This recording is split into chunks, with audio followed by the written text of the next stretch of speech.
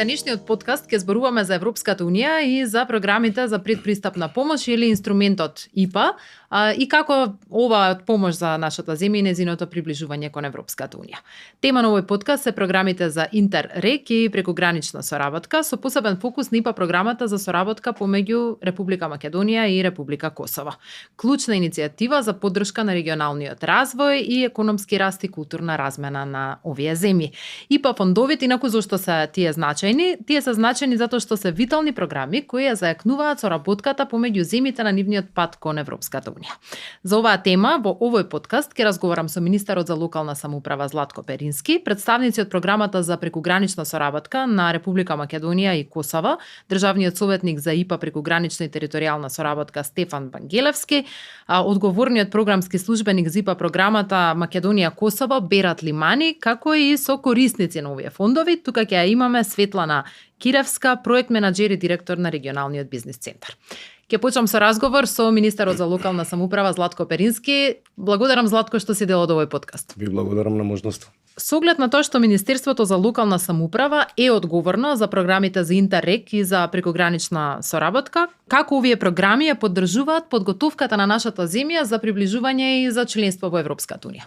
Добро споменавте, Министерството за локална самоуправа е орган кој што е надлежен во рамки на владата на Република Македонија за спроведување на ИПА програмата за прекогранична соработка помеѓу земјите соседни држави. Навистина е значајна оваа соработка и значајна можност им нуди и на општините и на центрите за развој во планските региони и секако и на невладиниот сектор, за да се издигне на едно повисоко ниво соработката од двете страни на границата. Ова е можност која што треба да се стимулира и во изминатиот период се покаже и докаже дека навистина е корисна алатката за да се надмине она гранична бариера, ајде да ја наречеме така.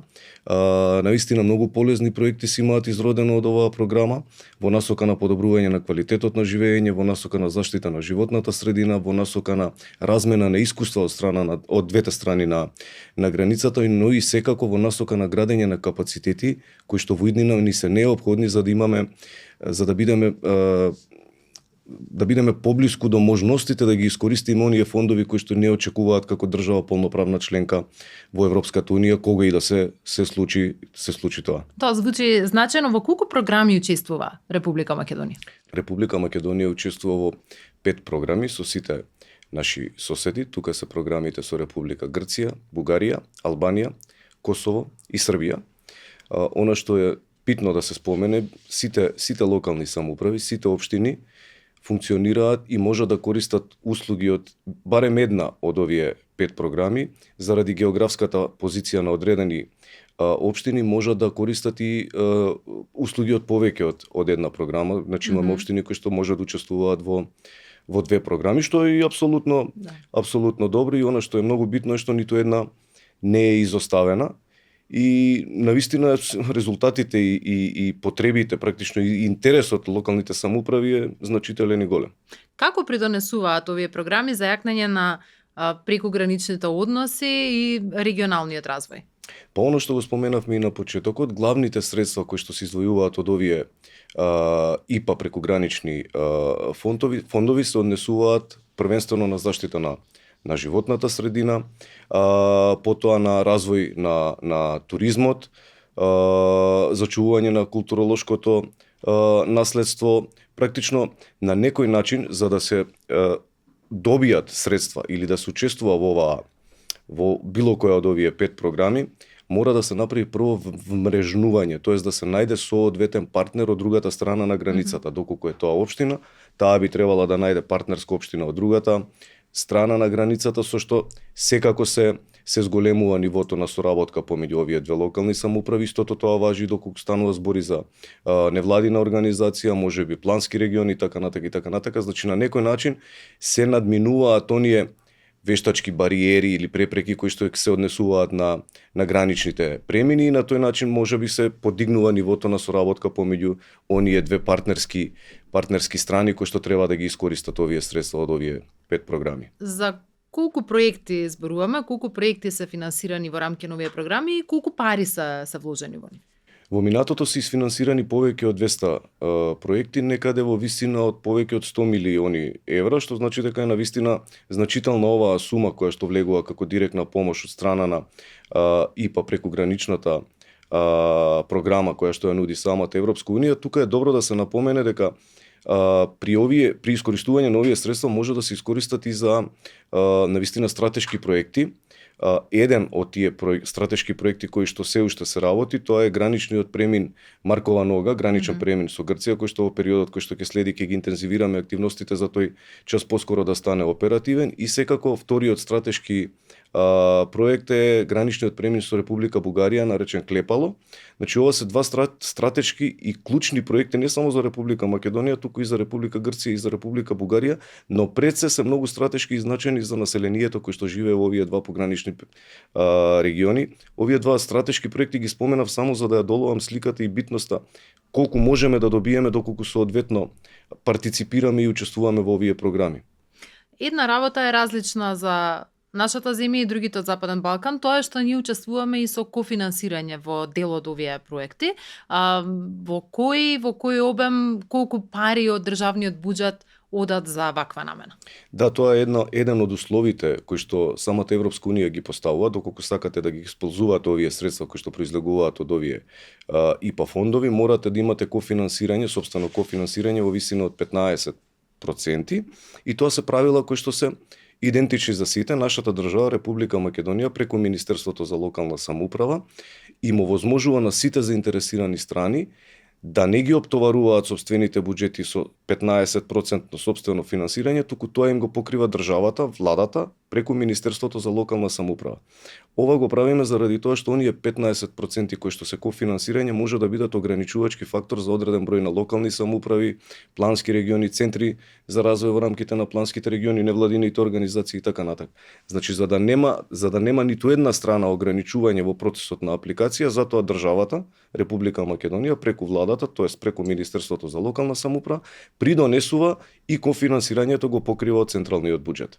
Да, тоа е сериозна помош и поддршка за да секој може да биде дел и да ги искористи овие програми. Програмскиот период за ИПА 2 2014-2020 година е завршен веќе пред известно време. Колку Министерството за локална самоуправа е задоволно од постигнатите резултати во рамки на овој проект? Генерално сме задоволни заради тоа што интензитетот на спроведување и реализација на самите проекти во одредени програми е веќе и 100% достигнат, што значи дека, еве да речеме, ќе споменам, мислам дека беше програмата со Бугарија, таа е веќе во 100% искористени се средствата, што значи дека интензитетот на изvedба на работите и реализација на проектите кои што произлегуваат од овие програми се навистина на соодветно ниво. Тука ни останува да го доработиме оној стратешки проект кој што го споменавме, а тоа е граничниот премин Клепало, кој што и текако ќе го подигне квалитетот на живот и секако развојот на тие два микрорегиони во пограничниот појас. Има одредени програми кои што почна лесо за доцнување, како програмата со Косово и со Албанија, но има од двете страни навистина значителен интерес и мислам дека и тука ќе се исцрпат средствата и реализираат средствата во максимум. Она на кој што ние како Министерство за локална самоуправа во периодот ќе се фокусираме, тоа е на градење и развивање на капацитетите кои што треба да ја дадат целокупната помош и поддршка во насока на реализација и градење на вакви проекти, и во таа насока сме навистина фокусирани, бидејќи навистина сметаме дека без разлика дали ги користиме овие предпристапни фондови од страна на Европската унија или дали ќе ги користиме оние фондови како земја членка на Европската унија, сепак треба да имаме соодветен кадар поставен на соодветни места и одговорно да си ја работи работата за да не ни одат во вода оние пари на име на помош на прекуграничните соработки и на другите фондови во вода. Да, тоа е многу важно. Во одредени периоди ми се чини дека немаше доволна подготвеност на самите институции за да ги искористат, да имаат соодветни капацитети да ги искористат овие пари. Добро е ако тоа се минува. Веќе ИПА 3 програмите за прекугранична соработка за периодот 2021-2027 се започнати. Што очекувате од новите програми? Да, ИПА 3 програмата практично влезе во сила. Мислам дека интересот и овде ќе биде навистина значителен. Има одредени новитети кои што се навистина битни и за нас како централна власт, но и за сите оние кои што ќе ги користат полезностите од овие програми.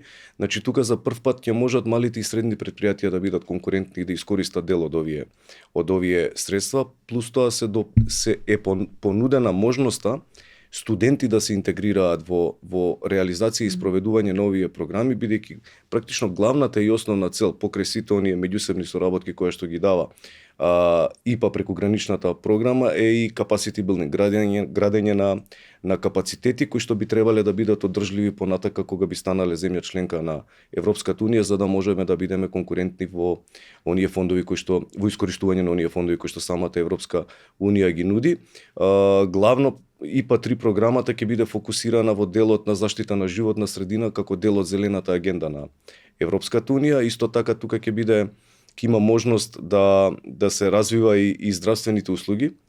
Секако културното наследство ќе биде исто така како предмет на искористување на овие средства од програмите, така да мислам дека сите овие новитети ќе бидат во многу позитивна мера примени од сите оние кои што потенцијални корисници на истите. Да, ова се навистина значајни сектори, и здравството, и туризмот, и здравата животна средина, така што да се надеваме дека овие проекти ќе даваат резултати. Кои се идните планови на Министерството за локална самоуправа за подобрување во учеството и резултатите додека се приближуваме кон пристапување кон Европската унија? Тоа е она што го споменав предмалку. Нашата интенција е да ги зајакнеме навистина капацитетите за да бидеме конкурентни на ниво на земја членка на Европска унија, бидејќи сите овие билатерални проблеми кои што нашата држава Република Македонија во моментот ги има, еден ден ќе мора да завршат и сакаме да влеземе спремни во процесите кои што ќе не чекаат. Сите оние позитивни пракси кои што ги видовме во посетите во земјите од нашето окружување, кои што се веќе членки од Европската унија, навистина беа импозантни примери и бројките кои што ги добиваат тие земји со искористување на кохезионите фондови кои што Европската унија ги нуди, се огромни. Сакаме тие потенцијали во иднина, кога ќе можеме да ги користиме, да не бидеме неспремни, туку напротив да ги знаеме сите ризици, да ги знаеме сите препреки, бариери, предизвици и да можеме да влеземе спремни максимално во процесот, бидејќи тоа и те како ќе го подобри и подигне квалитетот на живот на цела територија на Република Македонија и навистина би било несоодветно од нас како централна власт да влеземе неспремни во процесот. Златко Перински, фала што бевте дел од овој подкаст. Ви благодарам и на вас.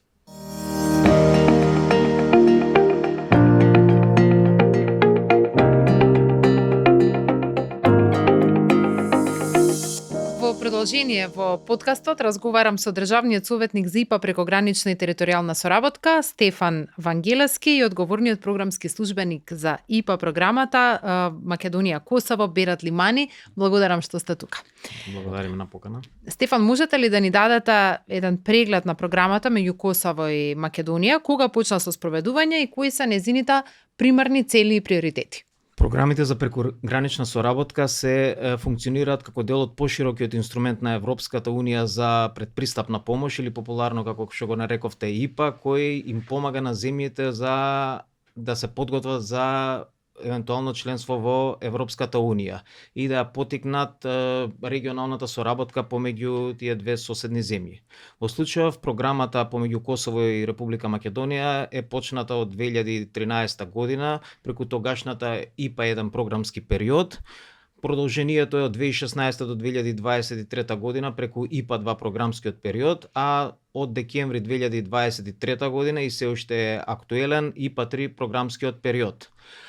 Ова програма се простира во јужниот дел на Косово и северниот, североисточниот и северозападниот дел од Македонија. И тој ги опфаќа делот што е од Маврово, Тетово, Гостивар, па до градот Скопје со 10 општини во рамките на градот, при градските општини околу градот Скопје, па се до Куманово и до источниот дел кај што се Крива Паланка и Кратово. Значи опфаќа еден така поголем дел од територијата и тука оваа програма имаат за цел да креираат прекогранични партнерства, преку и со цел да ги зајакнат капацитетите, да го зголемат економскиот развој на овие региони, значи да се заштити животната средина, развој на туризмот да се промовира и да има социјална вклученост поголема помеѓу двете земји во овој прекуграничен регион. Значи, од она што можеме да го заклучиме од вашето како одговор на вашето прашање кои се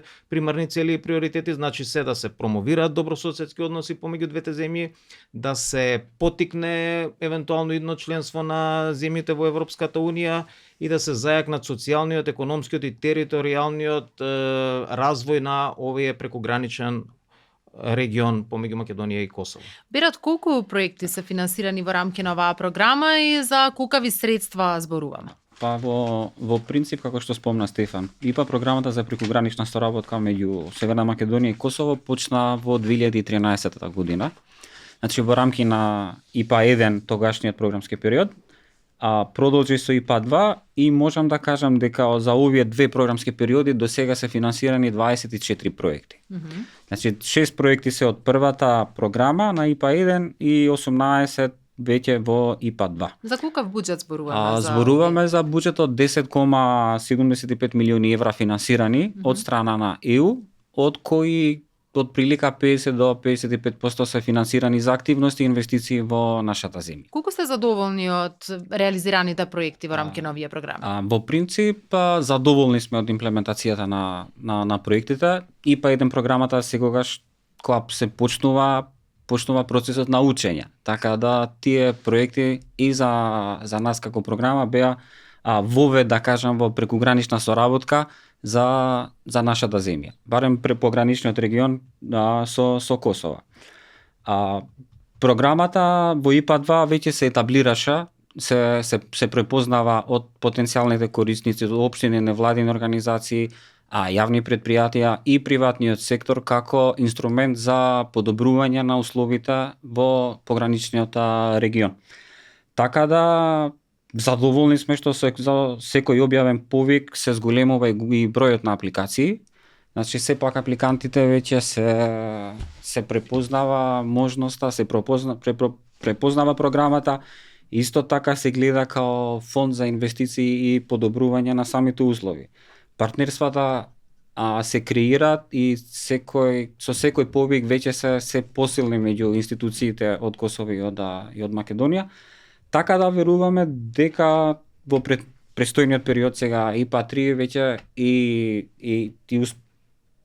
успешноста на програмата ќе се зголеми, но и влијанието врз пограничните региони, но и на крај целата на програма да се подобрат условите за жителите во пограничниот регион ќе биде и поуспешно, но и со поголем импакт за нив. Стефан Берат спомена дека се градат тие партнерства од двете страни на границата. Може ли да споделите конкретни позитивни примери? Па да, како што кажа колегата Берат, значи за да биде една програма успешно општо, важни се и главен фактор се успешни партнерства помеѓу институциите, помеѓу организациите и помеѓу приватниот сектор од двете држави. Така да програмата помеѓу Македонија и Косово посветува посебно внимание на овој дел, значи се организираат посебни активности во насока на информативни инфосесии, форуми за градење на партнерства за стекнување и каде што се мрежуваат на некој начин апликантите од двете земји.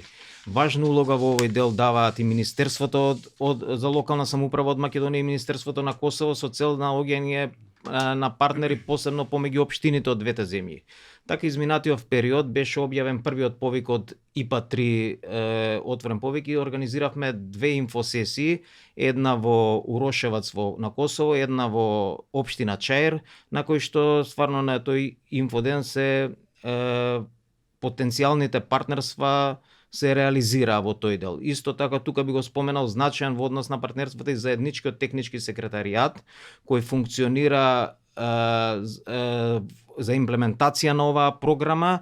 Има канцеларија во Скопје и во Приштина и тие се целосно насочени за имплементација на програма, за помош на општините, планските региони, невладиниот сектор и тука со последниот повик можеме да се повалиме дека беа стекнати преку заедничкиот технички секретаријат 25 партнерства, што беше стварно задоволителна бројка за нас, а и она што сакам да го истакнам е интересот што се појави од невладиниот сектор и од приватните компании, што очекуваме да даде посебен квалитет на оваа ИПА-3 програма помеѓу Македонија и Косово. Кои се некои од најуспешните проекти берат, кои сте ги надгледувала и што направило овие проекти да се истакнат?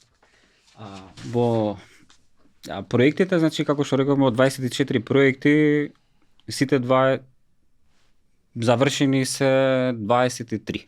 Значи 3 проекти од ИПА 2 веќе се во имплементација во втората година. Партнерствата и проектите во принцип сите се успешни. Секако идејата на секој проект додека поминала процес на евалуација во делегацијата на ЕУ во Косово, канцеларијата на ЕУ во Косово како договорен орган, значи дека има квалитет и има влијание врз пограничниот регион. Меѓу најдобрите проекти, најдобрите во принцип сите се добри, но би ги спомнал проектот на општина Чаир кој го реализираше со општина Феризај во Косово. Преку овој проект, значи во 3 училишта и една градинка во Скопје и истото во Феризај се инвестира фотоволтаични панели. Што значи дека преку овие средства сметките за електрична енергија се намалени на 90%. Овие средства значи заштедени, самите училишта од посетите што ги имавме и состаноците со нив, ни кажуваат дека тие средства веќе се инвестираат за подобрување на условите за учење за децата, што е на крај една остварена цел. Остварена цел, да. Општина Куманово исто така беше успешен пример за аплицирање и користење на фондови од нашата програма. Не само општината која имаше 2 проекти, туку и јавното претпријатие имаше еден проект. Значи, во принцип во Куманово се изгради сосема нов спортски центар за млади. Зелениот пазар беше реновиран целиот, канцерогениот азбестен кров беше сменет, електричниот систем во пазарот беше сменет, што има големо влијание и врз трошоците, но секако и врз подобрување на услугите на самите институции врз граѓаните. Општина Ѓурче Петров исто така функционираше со многу добар проект. Се изградија пречистителна станица која што ќе го среди проблемот со отпадните води за селото Орман. Меѓу другото, треба да спомнам дека интересно е што и руралните општини веќе аплицираат се повеќе и повеќе. Како што рече Стефан, организираме доста активности и обуки и настани за да ги поттикнеме нив. Посебно некогаш имаме и состаноци со градоначалници, ги посетуваме, ја промовираме програмата. Општина Рачиново, знаеме, имаше голем проблем со дивите депонии.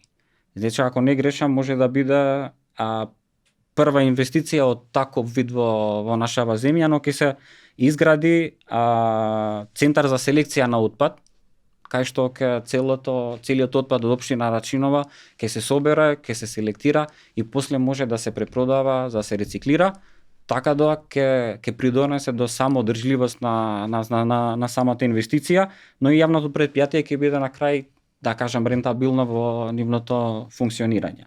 Навистина интересни проекти. Исто така, да ни заборавам, значи една од најголемите инвестиции на програмата беше и стратешкиот проект, граничниот премин меѓу Станчиче и Белановца.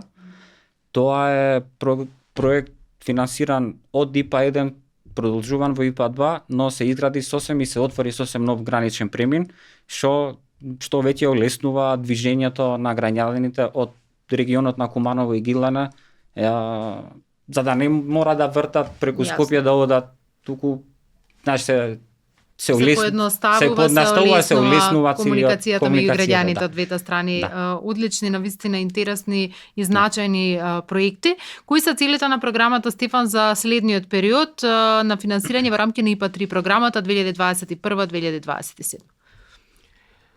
Па главна цел на програмата, како што споменавме, да се промовираат добрососедските односи, да се поттикне интеграцијата во Европската унија и да зајакнување на социјалниот, економскиот и територијалниот развој на оваа прекогранична област. Тематски приоритети на програмата во овој повик, што беше отворен изминативе 2 месеци беше заштита на животната средина, на адаптација и климатски промени и ублажување и превенција и управување со ризик, конкурентност, развој на бизнис на мали и средни предпријатија, трговија и инвестиции. Значи, вкупниот буџет, можам да кажам на програмата, дека што е финансирано од Европската унија изнесува 8,4 милиони евра, што кога ќе се земе со дополнително со кофинансирањето од страна на Министерството за локална самоуправа, доаѓа до негде до сума од 9,7 милиони евра, што без малку е буџет колку првите два програмски периоди ИПА 1 и ИПА 2, што значи дека ова програма е препознаена од Европската унија и како така и зголемен е интересот, а и со тоа и би ги мотивирале општините, планските региони, невладините организации и приватниот сектор поактивно да се вклучат во неа и дека ако во ИПА 1 и ИПА 2 на некој начин беше како период на учење на овие процеси, во ИПА 3 очекувањата се многу поголеми, да кажам. За крај, кој би бил вашиот совет до оние кои се заинтересирани во иднина да станат дел од овие проекти?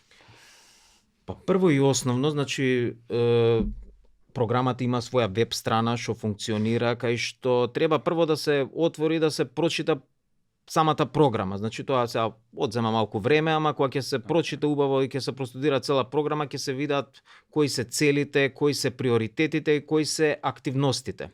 Она што би го препорачале и сега изминатиот период на некој начин го искусивме, дека партнерствата се градат многу порано и е пожелно да се изградат многу порано, затоа што кога ќе дојде периодот на апликација малце Нема доволно време наидува, да, недоволно време, затоа ако добро се прочита, се простудира, може многу порано да се почне да се креира, да се планираат проектите, со тоа и поголема успешност би имале.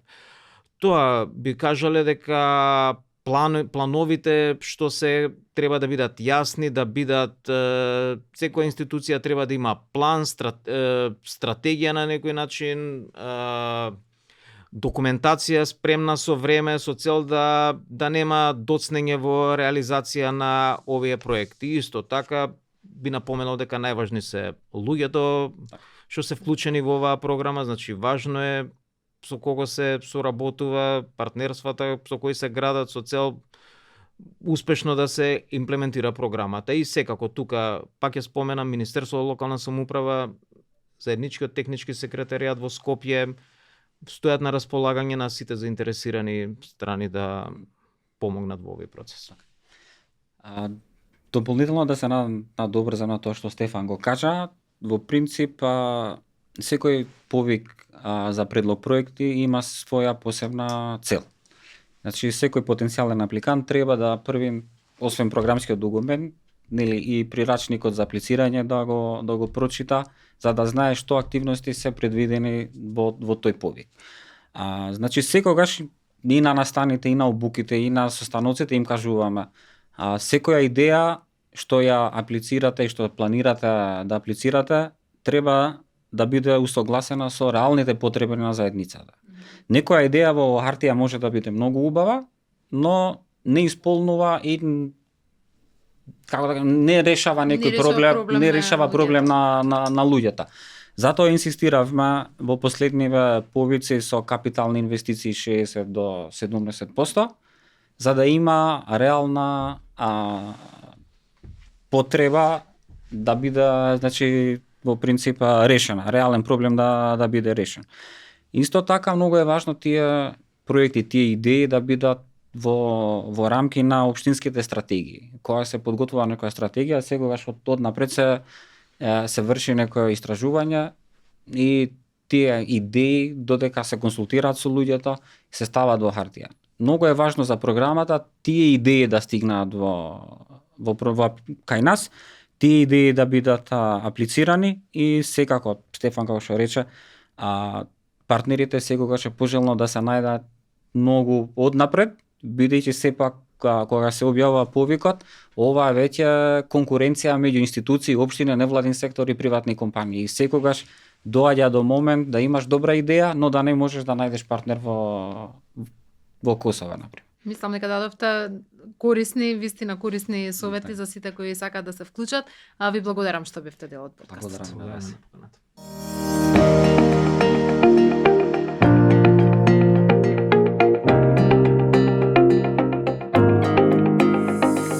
Моја следна соговорничка е Светлана Киревска, проектен менаџер и директор на регионалниот бизнис центар. Благодарам што сте дел од овој подкаст, Светлана. Благодарам и вас на поканата. Може ли да ни кажете за проектот во кој бевте вклучени преку ИПА програмата за прекугранична соработка меѓу Македонија и Косово? Која беше главната цел на овој проект и како дојдовте до идејата за да аплицирате со него? Регионалниот бизнис центар Скопје аплицираше и го реализираше и имплементираше проектот Културна рута по стапките на Мајка Тереза.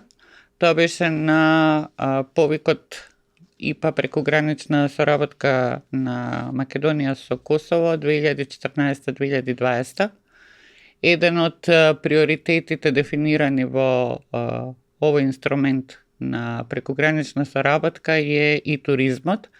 Ние поодавна имавме неколку идеи во секторот туризам и поддршка на фирмите што работат во туристичкиот сектор и пред се сакавме да работиме на развој на идеи за културни рути.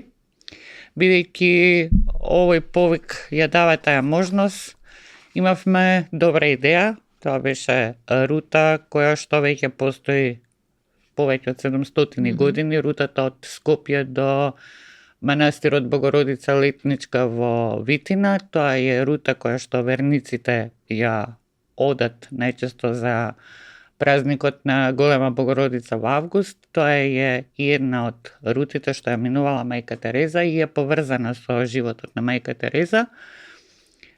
Сакавме да го спакуваме во нов туристички производ, продукт кој што ќе биде понуден на туристите и ќе направи можност да се отвори прекуграничниот простор, кој што многу често овие простори од прекуграничните региони се малку маргинализирани токму поради тоа што е тука границата. Сакавме во случајот со Косово, тоа е Скопска Црна Гора, која што и покрај тоа што има многу можности за развој за планински туризам, е малку неискористена во однос на сите други туристички локалитети во близина на главниот град. Бевме свесни дека имаме добра идеја. Знаевме дека имаме личност која што ја познава цел свет. Немаме проблем со тоа колку ќе имаме можност добро да ја промовираме рутата. Тоа е една од најголемите личности на 20 век. Имавме рута која што е стара 700 години, значи ништо не е проблем, меѓутоа имавме огромен предизвик. Знаејќи со кои локални заедници ќе работиме, знаевме дека ќе се судиреме со проблемот чија е Мајка Тереза. Меѓутоа решивме да пробаме и да бидеме упорни, да видиме дали ќе успееме. Ја ставивме идејата во еден концепт и бидејќи повикот предвидува голем дел од средствата во програмата да бидат потрошени на инфраструктурни објекти. Во старт бевме свесни дека имаме многу малку искуство во имплементација на проекти кај што има инфраструктурни зафати. Решивме да бараме партнер кој има искуство во оваа област и кога веќе ги дефиниравме сите овие точки, после беше многу лесно. Онлайн баравме партнер. Ја најдовме Косовската фондација за заштита на културно наследство без граници. Бранч организација на шведска организација. Имаат огромно искуство и како во менаџирање на проекти, така и во реконструкција и ревитализација на многу културно-историски споменици во Косово. Се договоривме на првата средба, без разлика што беше наш проектот, свесни дека имаат многу поголем капацитет од нашиот, прифативме они да бидат носечки партнер. Именува лице одговорно за проектот, една девојка која стварно способна и спремна, го напишавме проектот, ја спремевме апликацијата многу брзо, дефиниравме идејата ја имавме дефинирано, главната цел на проектот излезе во споставување и имплементација на културната рута Мајка Тереза, постапките на Мајка Тереза како нов туристички производ, кој што ќе ги поврзува Скопје како главен град, како роден град на Мајка Тереза и манастирот во Летница како точка во која што според кажувањата на Мајка Тереза донела одлука дека ќе се посвети на Бога. Какви беше ефектот и какви промени можевте да забележите во локалните заедници како резултат на овој проект кој што го спроведовте? Па тоа што го очекувавме во почеток се случи. Значи, проблемот чија е Мајка Тереза екзистира и не можевме да го избегнеме. Меѓутоа беше многу интересно да се следи како постепено ги надминувавме сите проблеми што се случува и како успеавме да сите институции, сите заедници што беа вклучени во целата приказка, на крајот да помагаат да реализираме идејата. Рачунајте, рутата минува од Скопје до Трнушевци, па од Трнушевци низ планина продолжува за до манастирот во Витина. Значи, предпоставувам самиот факт што станува збор за Мајка Тереза и што сите без разлика на која националност и како припаѓаат заедниците, малите селата во општина Чучар Сандево и градските општини, дека никој нема против со личноста и со идејата и дека постепено сето она што беше некој стереотип и она што беше конфликтна ситуација, пробувавме да го разрешиме.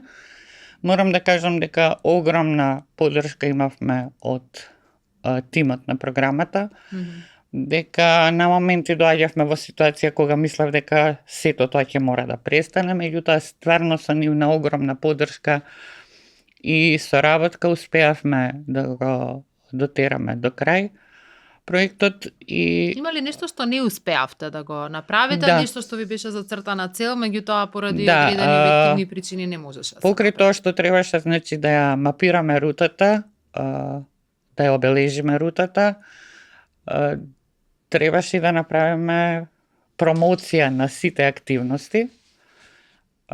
Не успеавме да направиме промоција ради ковидот и ради сите ограничувања што беа за јавни собирања, не успеавме да го реализираме делот, каде што требаше првото промотивно поклоничко патување да бидат поканети представници на дипломатскиот кор, на новинарите и граѓаните од Скопје заинтересирани. Тој дел остана можеби сега новиот Добро, ковид кризата беше причина за многу такви настани да не Тоа е да шанса, не се можеби, случат. можеби министерот сега за Денот на Европа за прекогранична соработка да организира прво поклоничко патување со дипломатскиот кор, можеби е добра тоа е идеја да навистина го убава идеја. реализира. Добро, кои се главните лекции кои вие ги научивте како учесници во оваа програма, што би ги споделиле со оние кои размислуваат за да се вклучат во овие програми?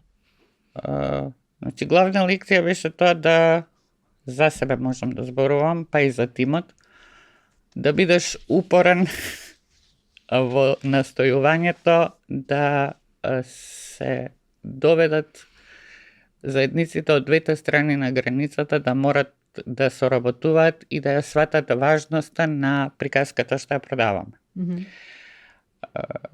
Мислам дека разбивањето на стереотипите и идејата дека овие програми се за да ја отвориме границата и да соработуваме е најбитно што треба да го прифатиме и да биде основно нешто што ќе не води во имплементација на проектите.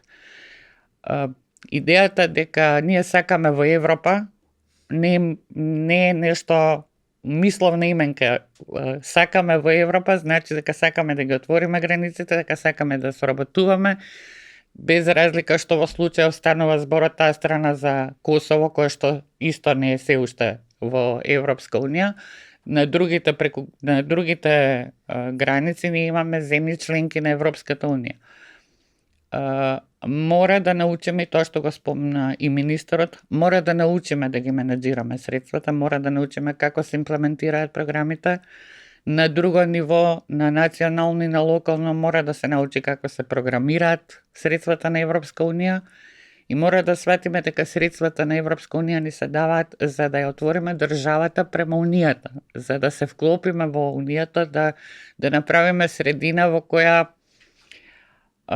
се креираат услови за соработка, соживот, да ги отвориме границите, бидејќи сум убедена дека сме многу затворени граници.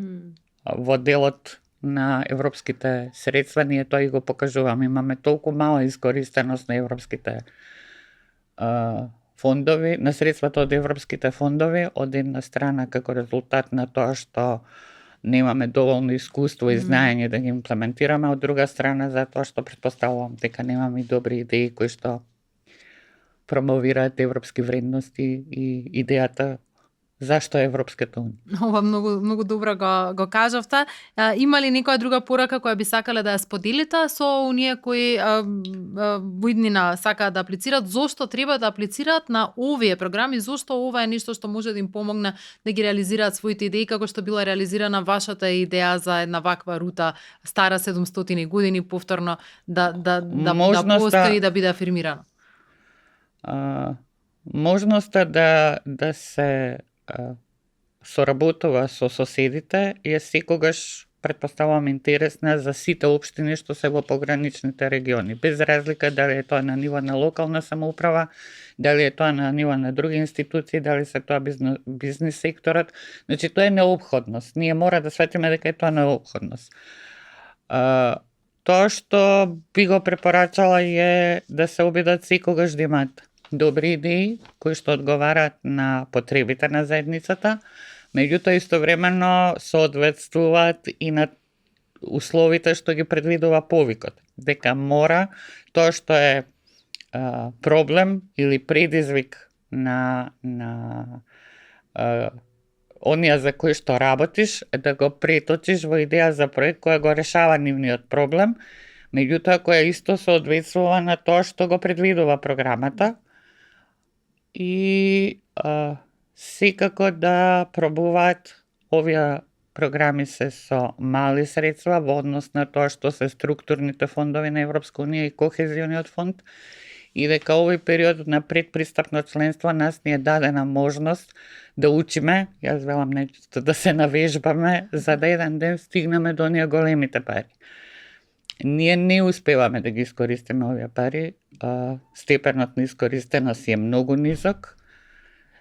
Мислам дека се многу голема можност како за невладиниот сектор, како за бизнес секторот, секако општините, и дека треба максимално да се користат можностите да се соработува со партнери од соседите. Светлана Киревска, ви благодарам многу што ги споделивте вашите искуства и вашите препораки за во делот на имплементација на овие програми.